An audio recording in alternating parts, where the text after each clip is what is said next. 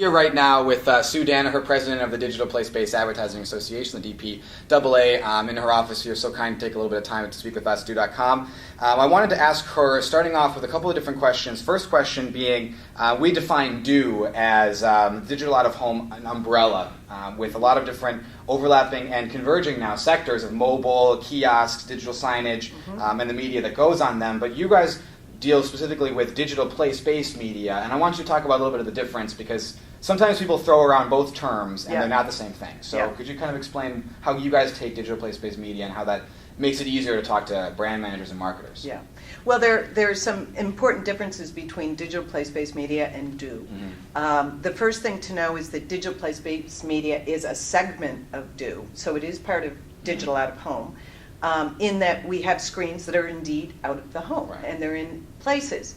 However, they're in places where the consumer has time to spend with the screens, which means that the network operator needs to provide content on those screens and creates an environment in which an advertiser places their ads.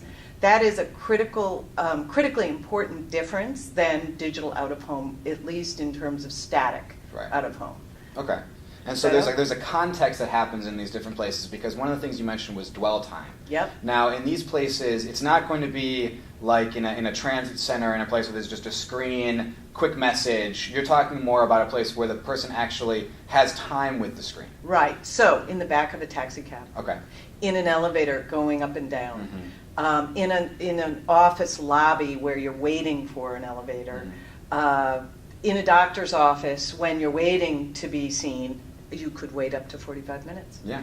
And that requires a different kind of content than perhaps what you might encounter walking along the street. Right, okay. So then there's also, I think, a big differentiation in the specific context as well, because if you're just walking down the street, your mindset could be thinking about your meeting you're going to, thinking about the fact that you're going to be late to pick up your kid from school. There could be a million different things, which means that the messaging needs to be very different. But when if you're waiting for the doctor for 45 minutes, you're thinking about the reasons why you're at the doctor's, what you're going to say to the doctors. How does this kind of affect some of the strategies for the media and the different types of things that we see in terms of overlap maybe from other segments, like TV, like online? Is there kind of like an overlap there between places with longer dwell times and different types of media? Well, so you just touched on a lot of topics in one question, so that's perfect. That gives me lots of room to move. I'll tell you that digital place-based media is has an interesting it's an interesting case study in itself, in that digital place-based media is a little bit television, a little bit digital, and a little bit of out-of-home. That's good news and bad news. The bad news part of it is it makes it difficult or challenging for network operators new to the space to figure out where to go and who to talk to sell their wares. The good news is you're not pigeonholed into a specific silo, and there is a tremendous amount of breadth and ability to address clients' marketing challenges. Yeah.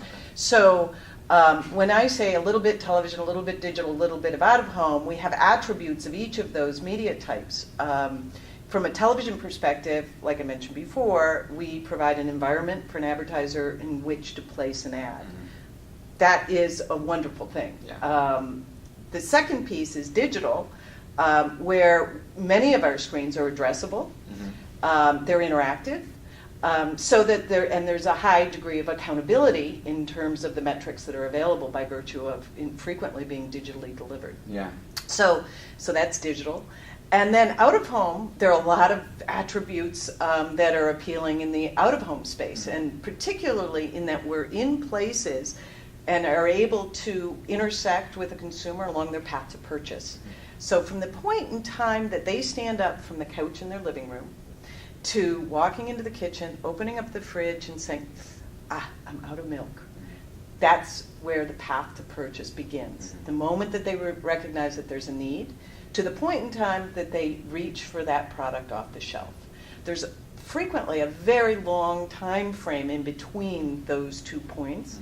And most of that time is not in the home, it's out of the home. And we offer the opportunity for an advertiser to intersect with that person along their path to purchase. Now, for all the network operators out there, that may seem like it's kind of a lot, because if you have these different little bits of things, you're going to have to speak about them in different ways. Now, how is the DP-AA kind of helping the dialogue between network operators and marketers in order to make it so that people kind of can speak the same language? Yeah, so it is a challenge that confronts network operators, is learning how to speak the language of all these different silos.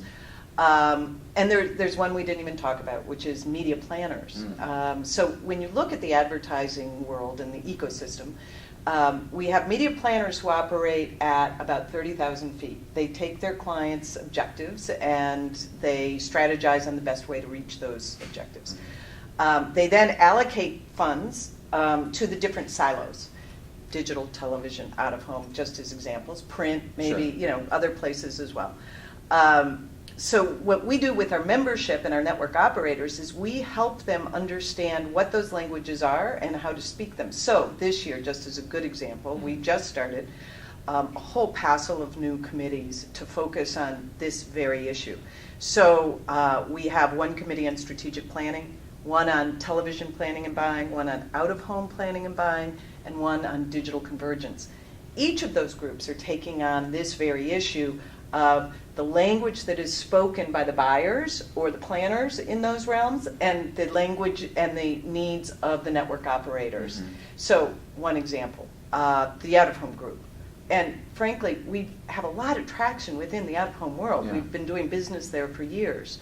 So one would wonder, why are we doing that now? We've never had a forum or never taken advantage of having a forum whereby we can get folks around the table, agency folks as well as network operators, and created an environment where they can be very honest and straightforward about, hey, this is what I need and I don't feel like I get it. We hear that there's a whole list of things that the network operators have that they're not getting from the agencies, because sometimes agencies are not forthcoming with their information, whatever their stuff is. Right. And same thing on the agency side, saying, hey, you guys are coming into my office and you're not giving me what I need. So by virtue of having this forum and within the committee, a safe group, we're going to be creating materials that will help our membership communicate more effectively within the out-of-home realm. We're doing the same in TV, digital, and digital convergence, which brings in social media as well as mobile. Right, which is a big touch point now for social media. Everybody seems to want to engage you to learn a lot more about your followers as well and get those numbers on the social sites. Now, how important are case studies to the general education of marketers, planners, whether they're at the strategic level or they're at an individual brand level? How important are the case studies, seeing what's worked and what hasn't worked, in order to make it easier for some of the newer people that are getting involved now, or even some of the existing networks, to make their case for brands? Well, the agency folks ask us for case studies frequently, and up until now we've had the benefit of the Digital Media Summit case studies. As you know, in October each year for the last 3 years, we've had our convention is the Digital Media Summit. And we've had the benefit of advertisers and agencies stepping up and providing case studies to make public. And we have those on our website, but that has been somewhat in limited supply because it only happens once a year for the last 3 years. And so this year, as a result of getting frequent requests from advertisers, we put out a call to our membership overall to ask them for case studies, and we're up to 64 now. Wow. And growing. So when we started seeing all this material come in, because there are a lot of case studies out there that have limited bandwidth. They are done in the context of a specific buy, and then nothing happens with it after that point. So our members are able to bring those to us. We blind them, which means that the advertiser is not necessarily released with it, but the category is, and so there's still great information available. We're blinding those, and we've redone our website to create a place on the homepage where members and agencies can go to pull down those case studies and they're organized by category as well as venue types. Oh, okay, great. So then they would be able to have access to some of that information. For the first time, and we haven't posted it yet, but we're planning to in the next couple of weeks. Good. So that would be something that's a great tool, I think, for the brand managers, like you said, to get that information. Did this work? This didn't work? Or exactly. However they could learn from that, especially if they're charged for something from the top and they have to learn something kind of quickly. Right.